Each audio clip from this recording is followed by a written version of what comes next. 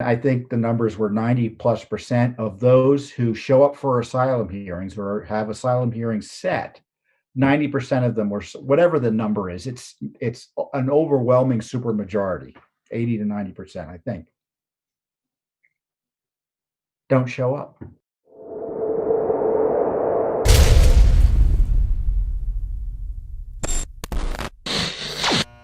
I want to talk briefly about immigration before I go, because the crisis continues. President Biden's assault on the rule of law and immigration enforcement is accelerating. At least they went through, they were at least legislatively trying to rush through and push through amnesty for virtually every illegal alien here in the United States. That was presented in Congress by the Biden administration's allies this week. So it would be amnesty for virtually everyone here. No security. It used to be, oh, security first, amnesty later. No, they don't even pretend to believe in secure borders anymore.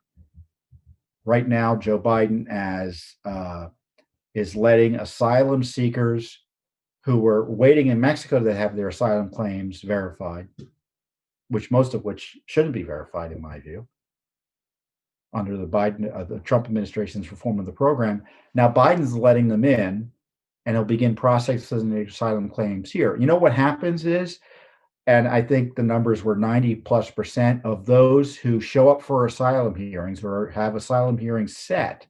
90% of them were, whatever the number is, it's an overwhelming supermajority, 80 to 90%, I think, don't show up.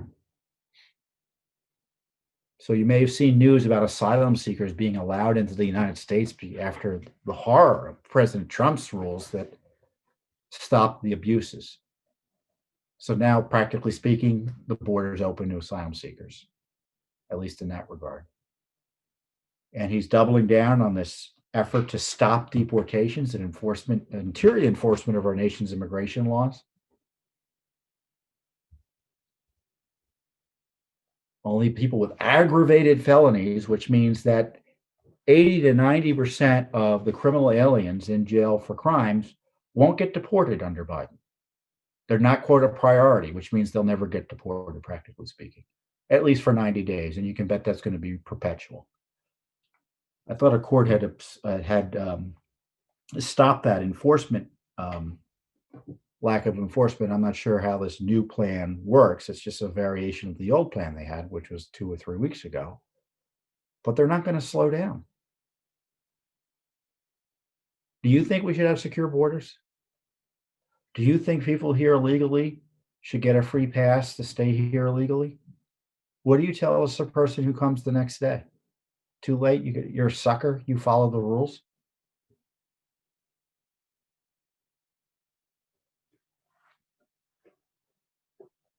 And the children that they supposedly were concerned about, by opening up the borders and making them more secure, they will encourage more drug trafficking and human trafficking that involves children.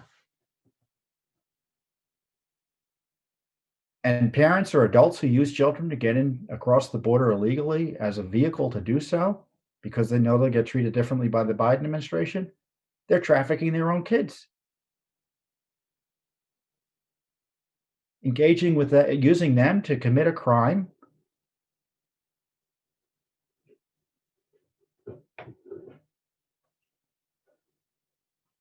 Potentially in the hopes of getting to stay here permanently. And can you blame them? Because what's the consequence? The consequence is, if the Biden policies are affected, there will be no consequence.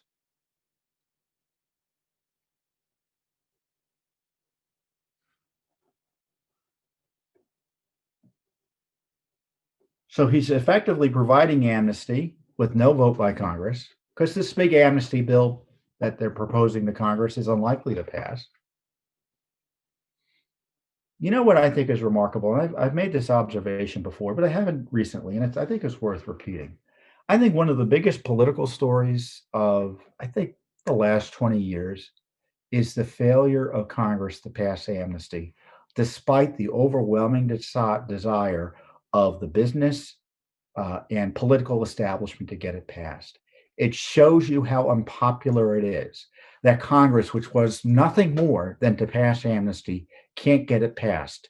It's because the voters don't support it.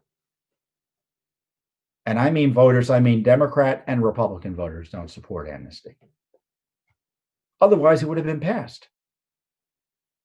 And I think it's remarkable it hasn't been passed. And frankly, it should hearten you that it hasn't been passed. That's why Obama had to use his backdoor amnesty schemes, and that's why Biden's been doing it.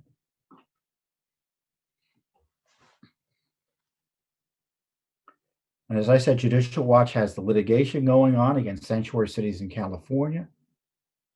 Freedom of Information Act request out there now on Biden's efforts to undermine immigration law, and more is coming. So Judicial Watch is going to stand on the wall, get up there and defend the rule of law. And I encourage you to let your elected officials know what you feel, how you feel about this immigration issue. Because there's a big push from the media, a big push from the Biden administration. And believe me, there are more than a few Republicans, as I said, the Chamber of Commerce, U.S. Chamber of Commerce, and some other major Republicans who would like nothing more than to push amnesty. And I have this odd approach to immigration reform. It's an old-fashioned approach to immigration reform. Enforce the rule of law. Trump understood that.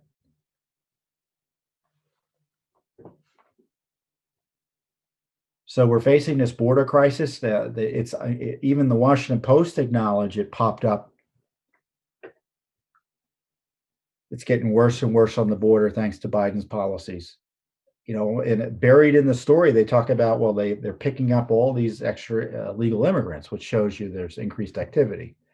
And they said that doesn't even count the 1,000 people or so that those folks picking up law enforcement see walk across the border, but they can't get to. And that's, again, just the tip of the iceberg. I encourage you to read my op-ed in The Hill this week, where I talk about how Joe Biden is his policies are so dangerous to our nation, our public health, our security, and how they undermine the rule of law. And we'll have a link to it down in the down below or somewhere around this video, or you could just Google Judicial Watch Tom Fitton and The Hill and should be able to get the opinion. Of course, they're on our website as well. Thanks for tuning in. Be sure to subscribe to our YouTube channel to catch all the latest news from Judicial Watch.